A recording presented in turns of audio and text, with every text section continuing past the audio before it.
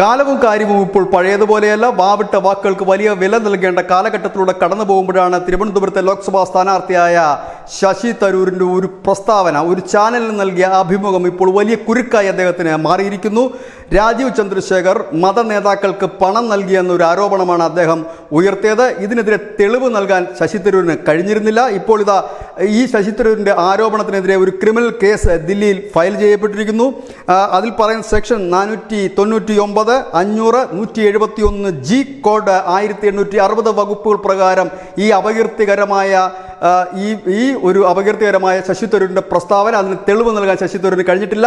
ശശി തരൂർ മാധ്യമങ്ങളോട് പറഞ്ഞത് തൻ്റെ പക്കൽ തെളിവില്ല, കെട്ടുകേഴ്വിയാണെന്ന്. കെട്ടുകേഴ്വി വെച്ച് ഒരാൾ അപമാനിക്കാൻ ശ്രമിച്ചു കഴിഞ്ഞാൽ ഏതൊക്കെ വകുപ്പുകൾ വരുമെന്ന് മാത്രവുമല്ല, പൊതുപ്രവർത്തകനായ ജനപ്രതിനിധിയായ ശശി തരൂർ ജയിച്ചാലും 2 വർഷത്തിൽ കൂടുതൽ MP ആയി തുടരാൻ കഴിയില്ല. കാരണം ഈ കേസിൻ്റെ വിചാരണയും മുൻപോട്ടുള്ള പോക്കും 2 വർഷത്തിനുള്ളിൽ തീരുകയും ശശി തരൂരിൻ്റെ MP സ്ഥാനം നഷ്ടപ്പെടുകയും ചെയ്യും.